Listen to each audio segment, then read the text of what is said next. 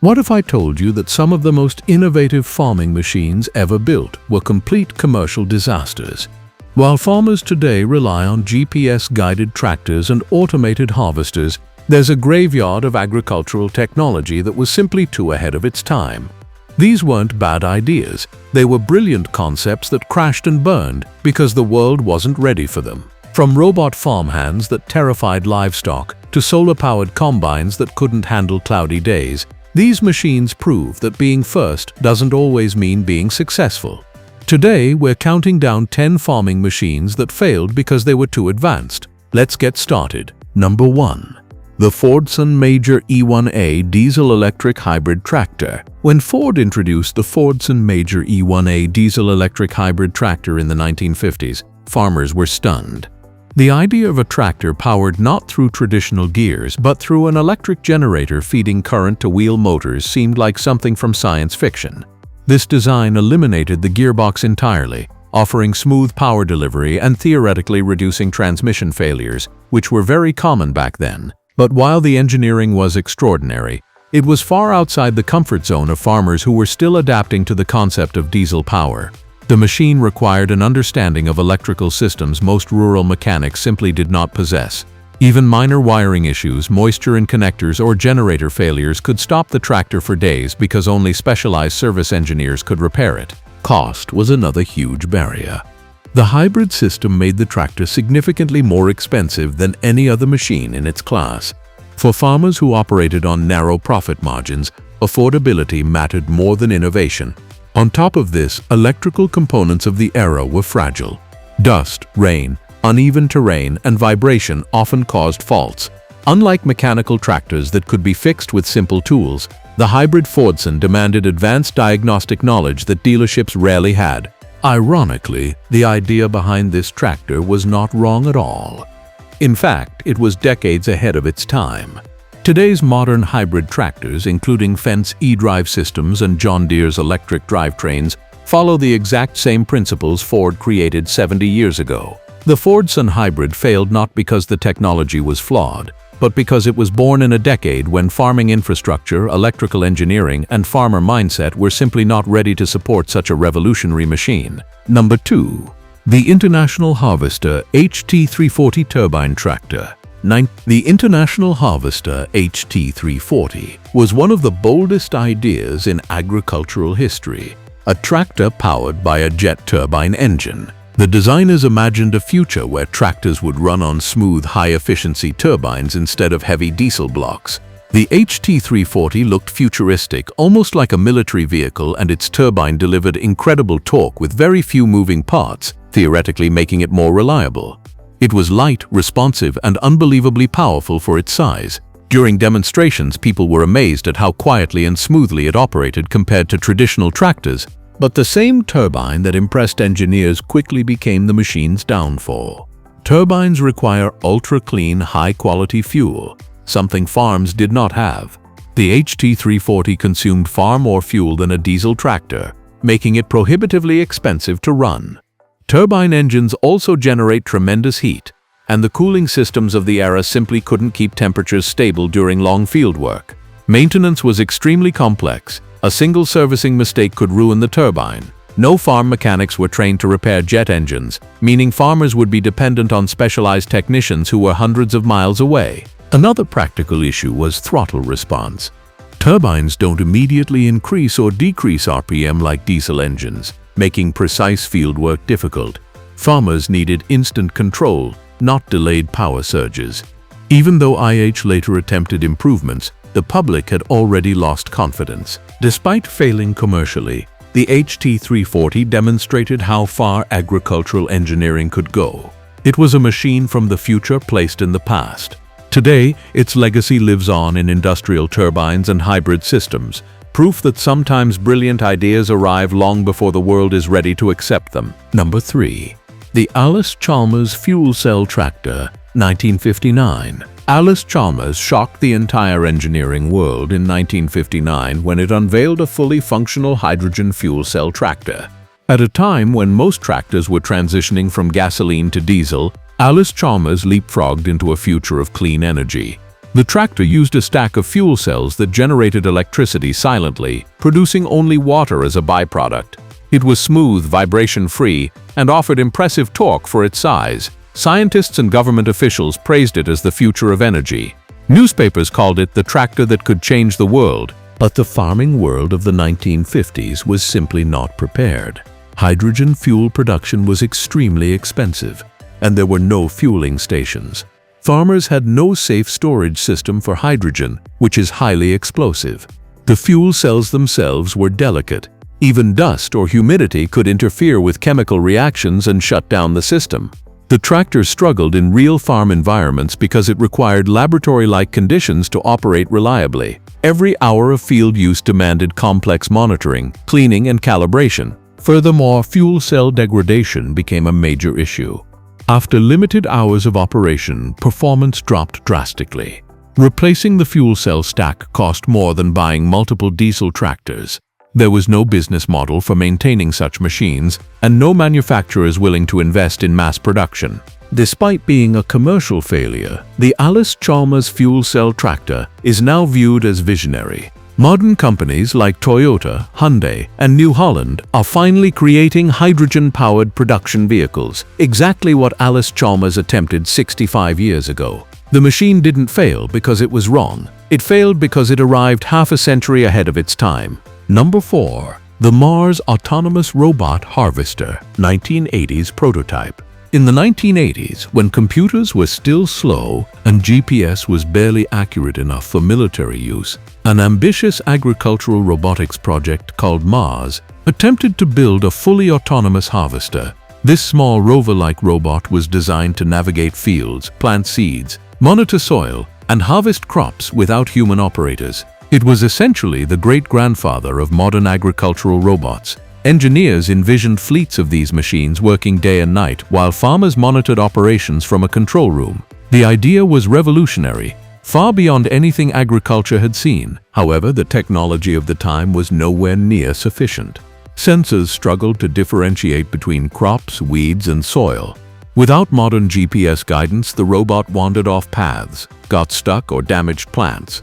Computer processors were slow, often lagging while making decisions, causing the robot to react too late. Batteries had extremely low capacity. The robot could barely work for a few hours before shutting down. Communication systems were weak, limiting remote control and monitoring. Farmers who tested the prototype found it unreliable and too experimental.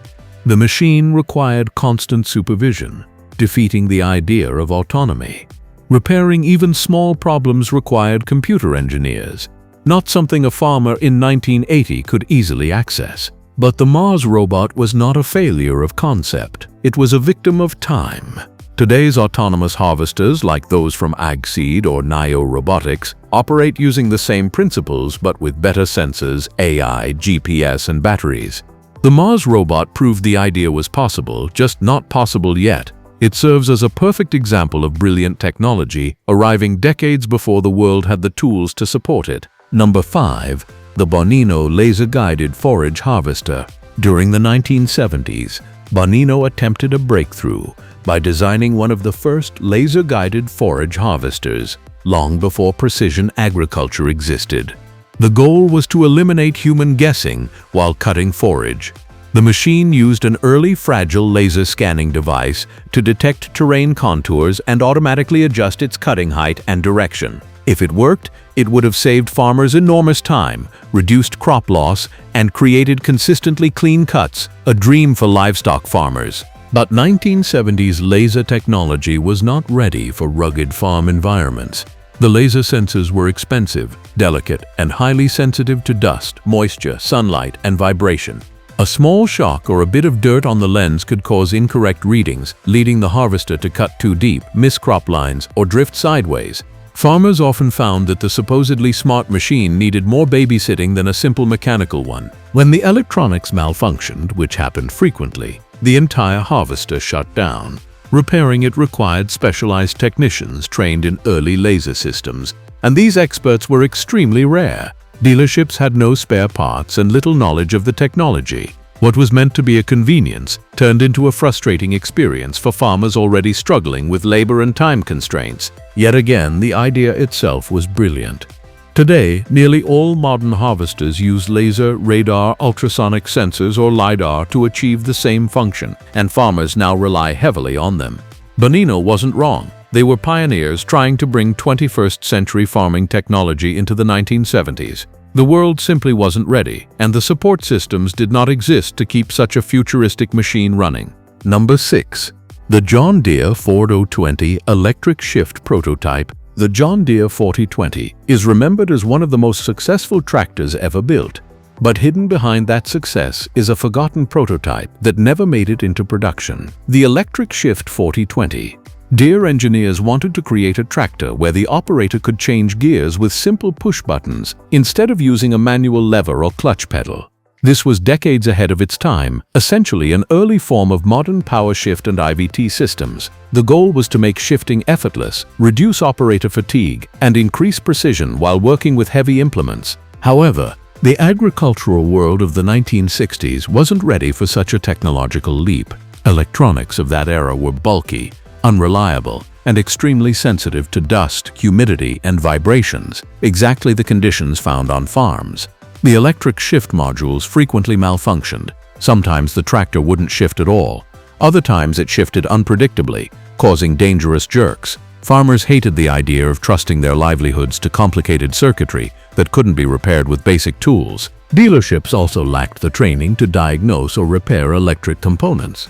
Mechanic training back then was entirely focused on mechanical repairs: gears, clutches, pistons, hydraulics, not wires, relays, or early circuit boards. A failed shifting module often meant the tractor sat idle for weeks. For farmers who needed machines to be dependable every single day, the unreliability outweighed every benefit the system offered. Yet the concept itself was not flawed. It was simply too early. By the 1990s and 2000s, electronically controlled transmissions became industry standard, and today's Deere tractors use them flawlessly. The electric shift 4020 proved that Deere saw the future clearly, but the future itself had not arrived yet. The idea was decades too advanced for the tools, climate, and expectations of its time. Number 7. The Massey Ferguson Datronic 1 tractor, 1986. When Massey Ferguson introduced Datronic 1 in 1986, it became the first tractor to feature an onboard digital computer system designed to record, analyze, and optimize field operations. It tracked fuel consumption, area covered, implement performance, and even operator behaviors. What MF envisioned was the start of precision agriculture, where farmers would rely on digital data instead of guesswork. It was a revolutionary concept, something that today's farming industry depends on heavily. But in the mid-1980s, computers were still intimidating and unfamiliar to most farmers. Many saw the Datronic system as unnecessary, overly complex, and even a distraction. The interface was small, dim, and difficult to read in bright sunlight. It required constant calibration and careful handling, something that didn't match the rugged, fast-paced environment of real farmland. Furthermore, electronic components of that era were not designed for tractors. They were affected by temperature swings, electrical spikes, and vibrations. Dealerships struggled even more. Most mechanics had zero training in digital electronics. When the Datronic failed, which was common, repairs were slow, expensive, and often ineffective. Many farmers ended up ignoring the system entirely, treating it as a costly accessory rather than a real tool. The added price of the tractor made adoption even harder because farmers didn't understand why they should pay extra for something they didn't trust. And yet, Datronic laid the foundation for modern GPS steering, yield mapping, implement automation, and telematics. Massey Ferguson was right, just too early. If Datronic 1 had launched 20 years later, it would have been considered a revolution. Instead, it is remembered as one of the most advanced failures in farming history, ahead of its time in every way except real-world usability. Number 8. The Claas Xerion Saddle Track 2000 prototype, early 1990s. In the early 1990s, Claas engineers unveiled one of the most ambitious tractor designs ever attempted: the Xerion Saddle Track 2000 prototype. It featured a center-mounted cab that could rotate a full 360 degrees, allowing the operator to face forward, backward, or sideways depending on the job. The tractor was designed to serve multiple roles: sprayer, hauler, spreader, forage machine, and heavy tillage tractor, all in one. With its unique saddle mount design, Claas believed a single multifunctional machine could replace several specialized tractors. However, farming in the 1990s was very different from today. Most farms were smaller and family-operated, meaning they didn't need or want an extremely complex multi-purpose machine. Farmers preferred owning several cheaper, simpler tractors rather than one futuristic, high-maintenance one. The saddle track was also far more expensive than other tractors in its category, mainly due to its advanced hydraulics, rotating cab mechanism, and reinforced frame. Maintenance quickly became a huge issue. The rotating cab system required precise calibration and lubrication, and few mechanics had the knowledge to handle its complexity. Many dealerships refused to service it due to lack of training and difficult part sourcing. Even minor breakdowns resulted in long downtime. Farmers who prized reliability above all else weren't willing to gamble on a machine that felt experimental. Still, the Xerion concept wasn't a failure in the long-term sense. When large-scale commercial farming grew in the 2000s and 2010s, Claas revived and perfected the Xerion, which is now a respected high-end tractor globally. The Saddle Track 2000 prototype wasn't rejected because it was wrong. It was simply too advanced for a world that wasn't ready to support or afford it. Number 9. The New Holland NH1500 Early Twin-Rotor Combine. Today, twin-rotor combines are considered one of New Holland's greatest innovations, but the first generation of this technology in the early 1970s struggled badly. The NH1500 introduced a completely new threshing and separation system that used two axial rotors instead of conventional straw walkers. It delivered cleaner grain, reduced crop loss, and worked better in tough harvesting conditions. Engineers knew this system represented the future, and they were right. The problem was that farmers did not trust it. Twin-rotor systems were far more complex than anything on the market. They required precise tuning and careful operation. If the settings were wrong, clogging happened easily, and cleaning the system was time-consuming. Spare parts were difficult to find, and many dealers didn't know how to service the new technology. Because the design was so different from traditional combines, operators faced a steep learning curve. Many preferred sticking to the simple, reliable straw walker machines they already understood. Early build quality also held the machine back. Some mechanical components wore out faster than expected, and vibration issues affected performance on rough fields. Farmers viewed the NH1500 not as an advanced tool but as a risky, unfamiliar machine that demanded too much adjustment and too little reliability. New Holland eventually paused development to redesign and improve the system. Years later, when technology and farmer confidence matured, the twin-rotor design became one of the most successful harvesting innovations ever created. But the first NH1500 failed because it stepped too far ahead of the industry, introducing a brilliant concept before the world had the knowledge, trust, or support structure to embrace it. Number 10. The Agrobot SW601 Strawberry Harvester, 2010's early model. The Agrobot SW601 was one of the world's first commercial robotic strawberry harvesters, a machine that used computer vision and robotic arms to gently pick ripe berries without human labor. On paper, it was the perfect solution for an industry constantly battling labor shortages. The harvester used cameras to detect ripeness, robotic claws to pick each berry, and conveyor belts to sort them. The idea was revolutionary, the exact direction modern agriculture is now heading. However, early versions of the machine suffered from serious limitations. Strawberries are delicate and unpredictable in their growth patterns. The AI of the early 2010s wasn't capable of accurately judging berry ripeness under harsh sunlight, overlapping leaves, or inconsistent lighting. The robotic arms were slow, often missing berries, squeezing them too hard, or damaging the plant. The harvester needed extremely controlled field conditions, something most farms didn't have. Economically, it was also difficult to justify. The machine cost as much as hiring large teams of workers for an entire season, and maintenance was expensive and technical. Any software glitch halted all operations. Many farms did not have technicians trained enough to fix robotic components, sensors, and camera systems. Additionally, most strawberry farms did not have standardized rows suitable for robotic navigation, meaning the entire farm needed redesigning to support the machine. another huge cost. Yet the concept itself was not wrong. Today's advanced strawberry robots, powered by faster processors, better sensors, and powerful AI models, are finally becoming commercially viable. The Agrobot SW61 was simply a pioneer launched too early. It failed not because the idea was flawed, but because technology had not yet caught up to the dream.